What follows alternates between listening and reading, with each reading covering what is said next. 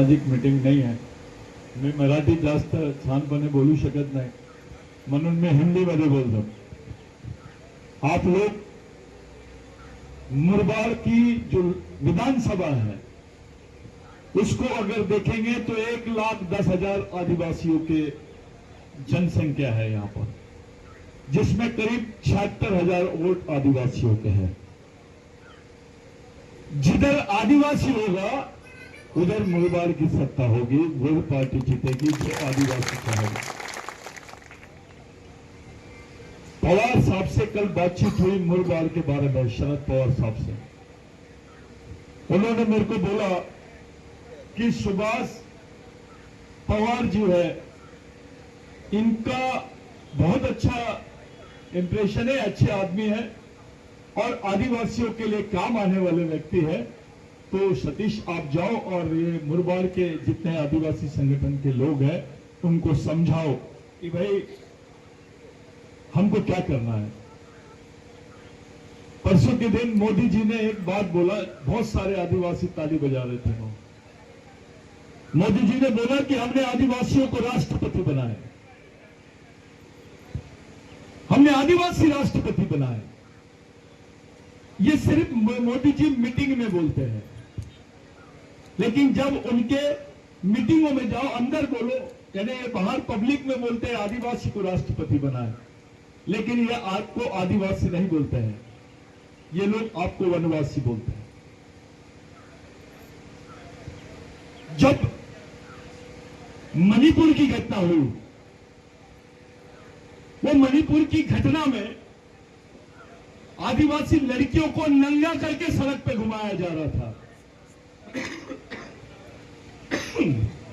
नंगा करके सड़क पे घुमाया जा रहा था. ये घटना ऐसी घटना थी जिसकी जानकारी दिल्ली में 1 महीना बाद आई. वो वीडियो 1 महीना बाद आया. हमारा जो प्रधानमंत्री था,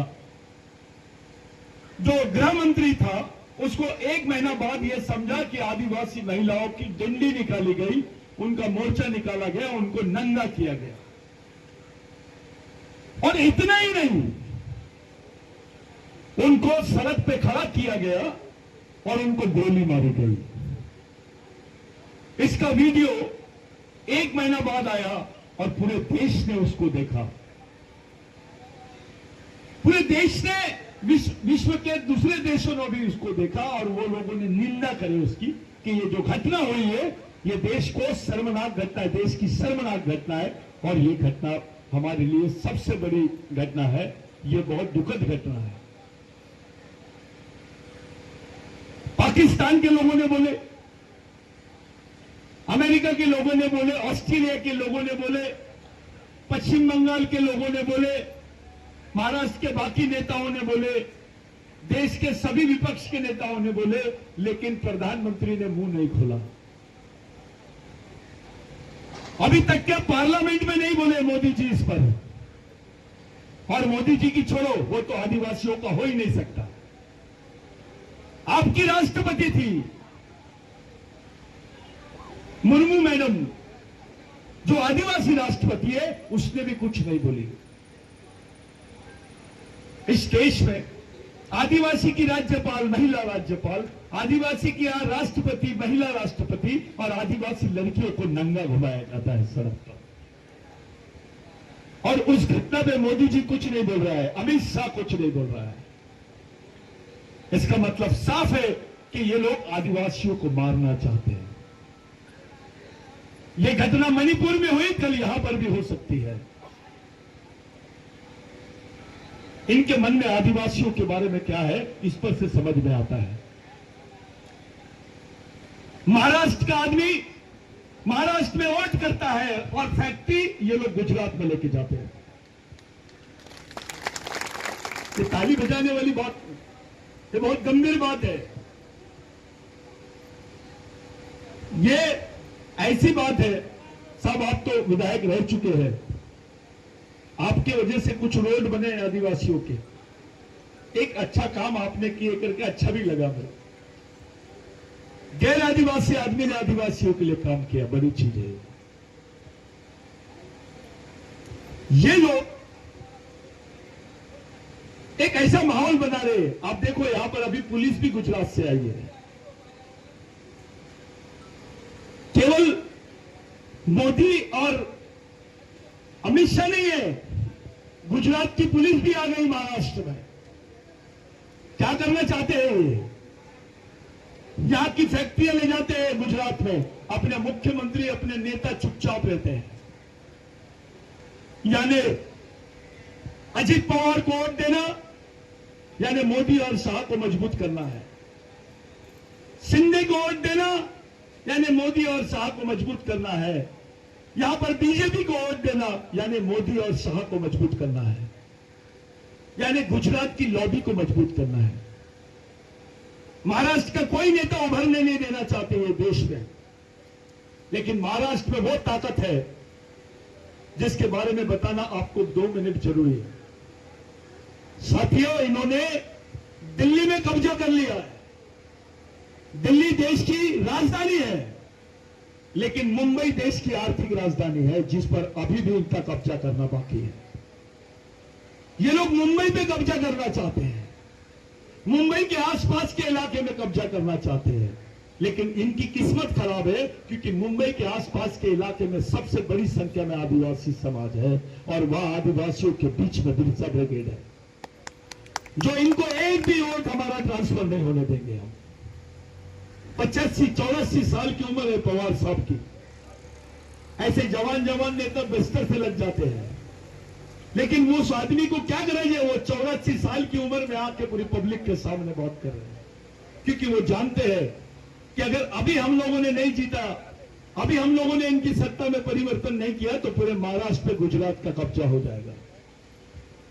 आप किसका कब्जा चाहते हो? महाराष्ट्र का कब्जा महाराष्ट्र में रहना चाहिए, महाराष्ट्र के भूमिपुत्रों का कब्जा महाराष्ट्र में रहना चाहिए कि गुजरात के लोगों का कब्जा रहना चाहिए?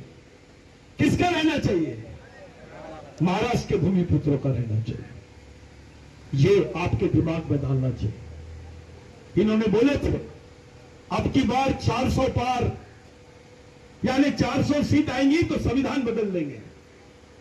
यही बात शरद पवार साहब को समझी, राहुल गांधी को समझी, उद्धव ठाकरे जी को समझी। तीनों एक जगह है और महाराष्ट्र में सबसे ज्यादा सीटें लाए और इनके रथ को रोक दिए। साथियों, संविधान है तो तुम्हारे को वोट का अधिकार है, संविधान है तो तुमको जिंदा रहने का अधिकार है, आरक्षण का अधिकार है, नागरिकता का अधिकार है, अपनी मां बहनों के लिए कानून है। संविधान ही नहीं रहेगा तो क्या करेंगे? ये तो पूरी मुंबई ये लोग अदानी को बेचने के लिए निकाले हैं, पूरी मुंबई। ये कोई विधानसभा चुनाव नहीं है, इसका संबंध दिल्ली से है। अगर हमने महाराष्ट्र में इनको सत्ता से बेदखल कर दिया तो दिल्ली पर महाराष्ट्र वालों का कब्जा हो जाएगा। हम कुछ रास्ते बना सकते हैं, हम कोई रास्ता निकाल सकते हैं। इस लॉबी को, जो गुजरात लॉबी है, इसको महाराष्ट्र में जगह बंद बनाने दीजिए। और बीजेपी से, राष्ट्रवादी कांग्रेस अजित पवार जी से, शिवसेना शिंदे जी से, इनसे बच के रहो। इनको वोट देना यानी गुजरात को मजबूत करना है, गुजरात के लोगों को महाराष्ट्र को लूटने के लिए बुलाना है।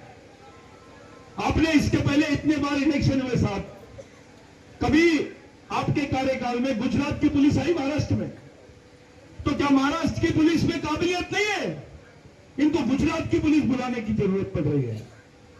इसका मतलब साफ है, दाल में कुछ काला है।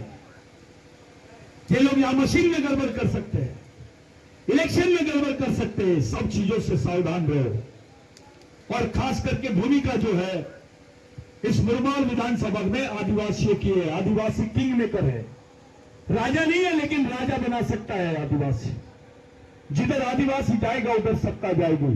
और आज पूरा आदिवासी समाज, इस मुरबाल क्षेत्र का 80% आदिवासी समाज आपके साथ में रहेगा। दादा आपके साथ में रहेगा। आप पवार साहब के साथ में है, शरद पवार साहब के साथ में है। और शरद पवार साहब का भी सरनेम और सुभाष पवार जी का भी सरनेम, ये दोनों सरनेम एक जैसे है। दादा को अच्छा अनुभव है, इनके नाम का फायदा सुभाष दादा को बहुत ज्यादा हो रहा है। मैं आप लोगों से विनती करता हूं, यहां जितने बेटे कार्यकर्ता हूं उससे विनती करता हूं, केवल यहां से घर नहीं जाना है, अपनी बाइक निकालना है, अपने साधन निकालना है। पूरे मुरबाड विधानसभा क्षेत्र में इस बार ये बताना है आदिवासी जिंदा है, टाइगर जिंदा है, आपको बताना है, क्योंकि अपने अलावा कोई नहीं कर सकता ये काम और हमारी ताकत हमको दिखानी पड़ेगी। इससे अच्छा मौका आपको नहीं मिलेगा। अगर हम यहां पर बीजेपी को परास्त करते हैं, हम यहां पर यहाँ के विधायक उसको परास्त करते हैं, तो आदिवासियों की बहुत बड़ी जीत है। ये सुभाष दादा की जीत नहीं रहेगी, आदिवासी समाज की जीत रहेगी, ये शरद पवार की जीत रहेगी। यहां पे पवार साहब इलेक्शन में खड़े हैं, ऐसा समझ के हमको सामने काम करना है। साथियों, ये जो माहौल बना रहे ये लोग 1,500 रुपए प्रति माह लाडली बहना को, ये लाडली बहना के लिए जो पैसा आया है कहां से दिए इन्होंने? आदिवासी विकास विभाग का पैसा डाइवर्ट कर दिए। एक को भूखा रख रहे हैं और एक को नाश्ता दे रहे हैं, खाना नहीं दे रहे। 1,500 में सिर्फ तुम नाश्ता कर सकते हो 50 रुपए रोज। एक आदमी 50 रुपए में सिर्फ नाश्ता कर सकता है, डोसा खा सकता है। लेकिन पवार साहब को जब महसूस हुआ कि ये गलत है, तो उन्होंने बोले नहीं, 1,500 नहीं 3,000 करो इसको। उन्होंने बताया कि कुछ भी गरीब समाज के बच्चे पढ़ना चाहते हैं, उनके पास पैसा नहीं रहता, बेरोजगार है, काम नहीं है, ऐसे बच्चों को 4,000 रुपए दे रहे हो। जो किसान बेचारे कर्जे से माफी के लिए आत्महत्या कर डालते हैं, घबरा जाते हैं, किसान कर्जे से बहुत परेशान हो जाते हैं, ऐसे लोगों के लिए 3 लाख रुपए कर्ज माफी की बात है। इस देश में केवल शरद पवार ऐसा नेता है जिन्होंने 70,000 करोड़ रुपए इस देश के किसानों का कर्ज माफ करने के लिए लगाया। इसके पहले उद्धव ठाकरे की जब गवर्नमेंट आई तो इन्होंने सबसे पहला अच्छा काम यह किए, कोरोना काल के पहले इन्होंने किसानों का 7/12 में 50% कर्ज माफ कर दिया। नहीं तो जो कोरोना काल में जो परिस्थिति थी उसमें सबसे ज्यादा बुरे हाल आदिवासियों के थे। भाइयों, आज भी आदिवासी समाज जिंदा रहने के लिए अपना खून बेचता है। डॉक्टर बोलता है खाना खाएगा तो खून बनेगा, लेकिन ये गवर्नमेंट आदिवासियों को बोलती है खून देगा तो खाना मिलेगा। ऐसी परिस्थिति में हम लोग फंसे हुए हैं जहां आदिवासी नेता बिक रहे हैं, भड़वेगिरी कर रहे हैं। ऐसे वक्त ऐसे कुछ ईमानदार लोग अगर हमारे साथ रहते हैं और वो हमको अपने समाज का मान के, हम उसको अपने समाज का मान के अपने साथ में रखते हैं, तो कहीं ना कहीं समाज को इसकी अच्छी मदद हो सकती है। ये हम आपको विधायक नहीं बना रहे साहब, हम आपको अपने समाज की जवाबदारी दे रहे हैं, हम आप पे सामाजिक विश्वास कर रहे हैं। ये गठबंधन बने रहना चाहिए। उद्धव ठाकरे का, कांग्रेस का और शरद पवार का गठबंधन उतना महत्वपूर्ण नहीं है जितना आपका गठबंधन आदिवासियों से महत्वपूर्ण है। ऐसे समय जब हम लोग सब मिलकर यह फैसला कर रहे हैं, आप लोगों से विनती है, आपको अपने पूरे क्रांतिकारियों की कसम है। कल हमारे बिरसा मुंडा का जयंती है, इसके पहले राघोजी भांगरे की हुई, उसके पहले राय ठाकर की हुई, उसके पहले केना कातकरी की हुई। ये जितने इतिहास है यहाँ का, जितना वो हमारा इतिहास है। सह्याद्री की जल जमीन जंगल का राजा आदिवासी है और वो जंगल आदिवासियों के थे, है और रहेंगे। ये लोग बोल रहे हैं आदिवासी वनवासी है, ये आरएसएस भाजपा के लोग बोल रहे हैं। भारत में आदिवासी नहीं रहते, इसका मतलब ये है आदिवासी भारत के नागरिक नहीं है।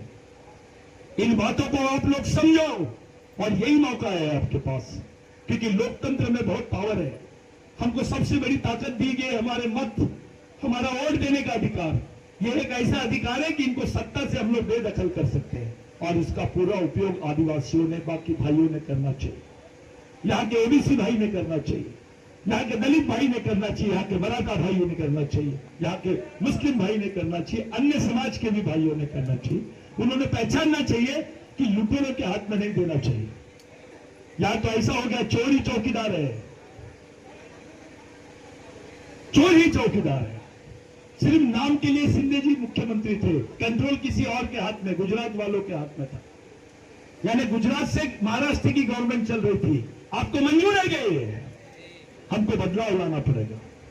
अगर ये बदलाव लाना है तो सबसे पहली जिम्मेदारी आदिवासियों की है, क्योंकि वो इस देश के पहले नागरिक है, वो देश के मालिक है। अगर आदिवासी जिस तरफ भी जाता है, देश का इतिहास है, सत्ता उसी की बनती है।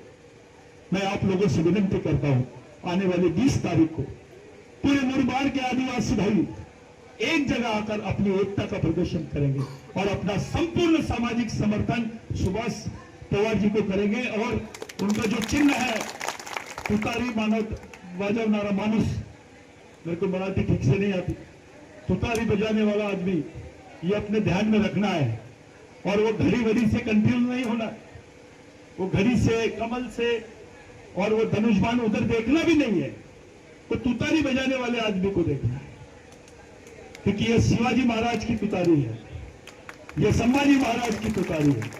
इसको ध्यान में रखना है अपने को। आने वाले समय में आपको 20 तारीख के पहले आज से ही पूरे जितने कार्यकर्ता हैं, मेरा आप लोगों से रिक्वेस्ट है, आप लोगों से सामाजिक अपील है, गांव गांव जाओ और अपने लोगों को समझाओ। अपना गांव का हर एक गांव में आदिवासियों की सामाजिक गोलबंदी हो जानी चाहिए और पूरा समाज का सामाजिक समर्थन इनको सुभाष पवार जी को देना चाहिए, गोटीराम पवार जी को देना चाहिए। हमने सुभाष पवार जी को तो नहीं देखे, लेकिन आपका नाम बहुत सुने साहब, क्योंकि आदिवासी बता रहते हैं हमारे एरिया में, गांव में रास्ता गोटीराम जी ने बनाया, तो ये बड़ी अच्छी बात है। वैसे ही काम सुभाष जी ने भी करना चाहिए। अब केवल रास्ता बनाने का नहीं, आदिवासियों की सामाजिक जवाबदारी भी लेना चाहिए। महाराष्ट्र की विधानसभा में आदिवासियों के प्रश्न रखना चाहिए। हम अपने आदिवासी आमदार से ज्यादा आप लोगों पर भरोसा कर रहे हैं, ये आपको समझ